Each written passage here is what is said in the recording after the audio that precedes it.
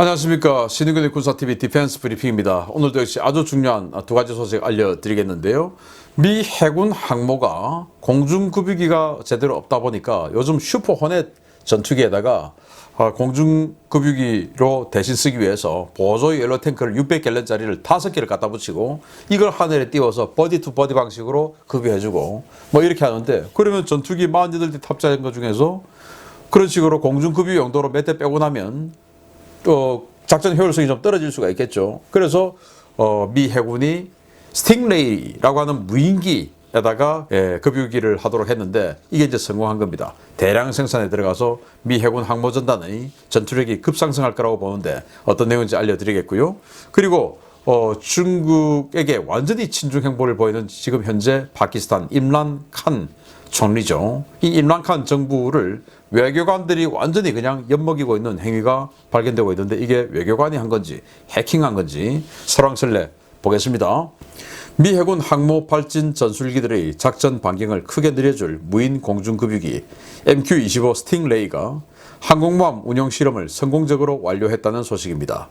조지 부시 항모를 시작으로 4척의 니미츠급 항모가 MQ-25 운용 장비를 탑재하는 개량 공사도 곧 시작될 예정입니다.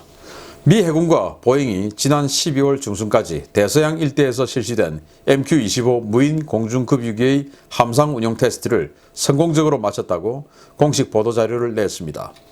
현재 전단을 편성해 플로리다 인근 해역에 떠있는 조지 H.W. 부시 항공모함에서 실시된 이번 실험은 MQ-25T1 시제기를 이용해 실시되었으며, MQ-25의 이함과 착함, 격납고에서 원격 조종을 이용한 자동 주행 등 함상 운용을 위한 제반 기술 지표들이 평가되었습니다. 세계 최초의 항모 탑재 무인 공중급유기인 MQ-25 스팅레이는 F-35C와 F-18 등 공중급유 테스트를 마치고 곧바로 조지 부시 항모에 얹어졌는데요. 미 해군은 2022년부터 MQ-25 조작 요원들을 대거 선발하고 오는 2024년 IOC를 목표로 전력화 준비에 박차를 가하고 있습니다. MQ-25는 6.8톤의 연료를 적재하고 930km 범위 내에서 공중급유를 실시할 수 있는 능력을 보유하고 있는데요. 이는 F-18EF와 F-35C 한 대의 내부 연료 탱크를 완충하고도 남는 수준의 능력으로 향후 이들 전투기의 작전 반경 향상에 크게 기여할 전망입니다. 미 해군은 대당 1,550만 달러의 가격으로 MQ-25 무인 급유기 76대를 우선 조달하고 운용 성과를 평가해서 향후 도입량을 늘린다는 계획인데요. MQ-25의 준수한 페이로드를 이용한 무장 탑재 파생형 개발도 거론되고 있어서 향후 미 해군 항공대의 무인화가 예상보다 빠르게 진행될 것이라는 기대가 모아지고 있습니다. MQ-25 그냥 전투기 사이즈 정도 되죠. 그래서 이걸 공중급유기로 쓰자. 나중에 이제 정찰기 뭐 이런 것도 다 쓸 텐데 어쨌든 공중급유로 쓰자.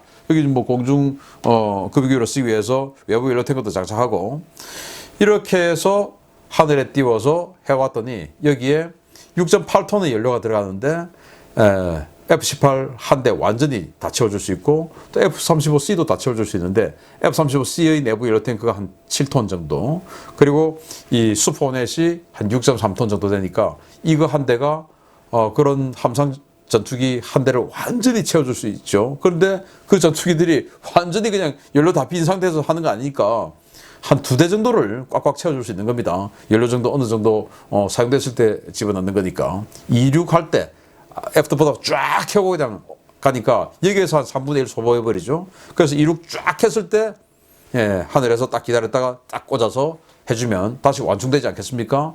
그래서 전투행동 반경을 이런 식으로 하면 한 200-300km 느리니까 함대의 방공 능력이 200-300km 늘어난다. F-35C의 전투 행동 반경이 1100km, 1200km인데 이거 해줌으로써 1500km까지 늘어난다. 이건 뭐 대단한 것이죠. 그걸 이제 반경 또 지름으로 따지면 어마어마하게 작전 능력이 확장되는 것이니까 대단히 좋습니다.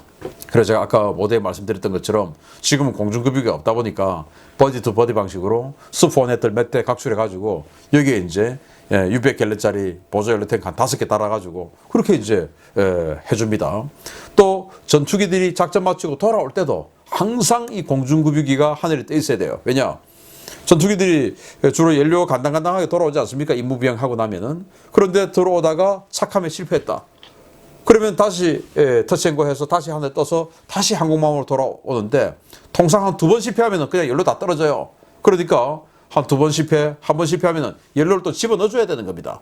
착함할 때 어떤 일이 발생할지 모르니까. 그래서 착함하러 오는 이 귀한 전투기들이 있을 때 항상 공중급유기가 하늘에 떠 있어요. 그러니까 수포원에 항상 떠 있어야 되는 거예요. 보조 연료 탱크 장착하고. 그래서 저도 미 해군 항모 바로 옆에서 4박 5일 동안 같이 계속 작전하고 하는 것을 이제 지켜봤는데, 미 해군 항모가 딱 뜰 때 제일 먼저 뜨는 게, 전투기들이 뜰 때 전투기가 제일 먼저 뜨는 게 아니고 헬기가 먼저 뜹니다. 헬기가 딱 떠가지고 항상 항모주의를 선회하고 있어요. 왜? 전투기가 이륙하다가 추락할 수 있지 않습니까? 사고로. 그럼 추락하면 조종사 신속하게 구출해야 되니까 조종사를 구출하기 위해서 항상 헬기가 먼저 뜨고, 그리고 조기 경보기 뜨고, 그리고 이제 전투기 뜨고, 그리고 공중급유기 떠서 또 꽂아주고, 또 돌아올 때도 또 헬기가, 구조용 헬기가 먼저 떠 있고, 그리고 공중급유기 대기하고 있고, 그런 상태에서 착함을 하러 오는데, 이 항상 대기하고 있어야 되는 공중급유기, 이걸 수포넷으로 계속 해야 된다면 수포넷 중에서 최소 뭐 4대에서 8대 정도는 계속 공중급유 용도로 빼야 되니까 48대 있는 것 중에서 뭐 어마어마하게 한 20% 정도 손실이 나는 것이죠. 그런데 이렇게 무인기로 대신해주면 굉장한 전력 증강 효과가 있을 것이고, 또 이걸 또 항공모함 내에서 스스로 엘리베이터까지 올라가고, 그래서 엘리베이터에서 갑판으로 나와가지고 스스로 또 이 사출기까지 이륙 스타트 지점까지 또 가고 하는 이 반자율 주행, 이것도 지금 된다고 하니까 참 대단한 그런 기술 진보가 아닌가라고 생각이 되고, 우리 한국 해군도 지금 뭐 항공모함 하기 위해서 굉장히 노력을 하고 있는데 이런 데까지 좀 신경을 써야 된다. 이거 하려면은 당연히 사출기가 있어야 되죠. 경항공모함 스키점프대 또는 단거리 이륙하는 거 해가지고는 이런 거 하지도 못하고 작전 반경 느리지도 못합니다.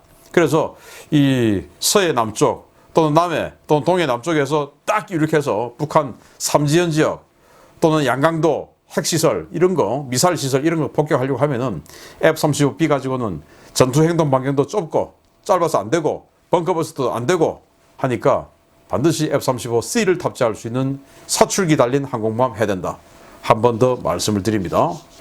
중국의 빌부터 권력을 유지하며 나라를 중국에 팔아 자신과 측근들의 배만 불리고 있다는 비난을 받고 있는 파키스탄 임란 칸 총리에 대한 국민 여론이 크게 악화되고 있는 가운데 파키스탄 정부가 의욕적으로 추진해온 아르헨티나 전투기 판매 협상이 엎어질 수도 있다는 소식입니다.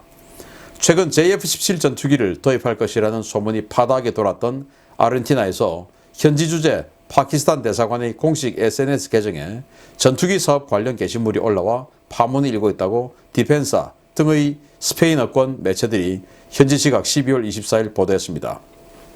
발단은 지난 12월 22일 아르헨티나 주재 파키스탄 대사관의 공식 인스타그램 계정에 아르헨티나와 진행 중인 JF-17 판매 관련 협상을 이룰 수 있으며 이슬라마바드 정치 세력의 대체가 파키스탄 신뢰 부활의 계기가 될 수 있다 라는 게시물이 올라오면서 발생했습니다.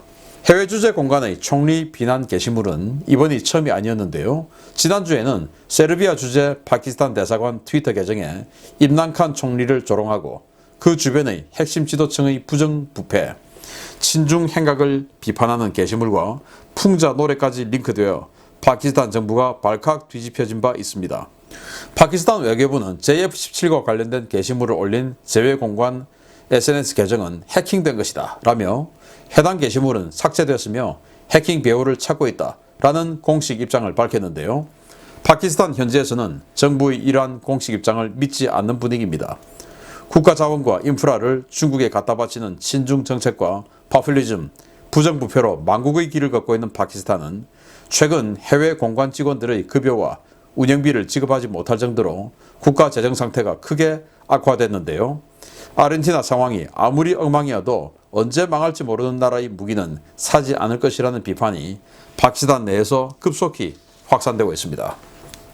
JF-17 썬더, 이거 중국이 개발해서 파키스탄 줬죠. 그래서 파키스탄이 생산 중인데 이 엔진은 중국제 엔진은 못 믿겠다. 이래서 러시아제 미그 29에 들어가는 RD93 엔진 장착했는데 그 미그 29에 들어가는 RD93 엔진조차도 어마어마하게 신뢰성 떨어지는, 지금 인도가 써보니까 그렇더라라는 인도 감사원의 보고가 있었던 문제 많은 전투기입니다. 이걸 이제 아르헨티나에 팔려고 하는데, 원래 아르헨티나가 우리 FA-50 살려고 했었죠. 뭐 계약 거의 뭐 성사 단계에 있었는데 영국이 스톱, 아르헨티나 지금 우리하고 전쟁하는 나라인데 여기에 사출 좌석이 영국제가 들어가는데 한국 당신네들 너무한 거 아니야?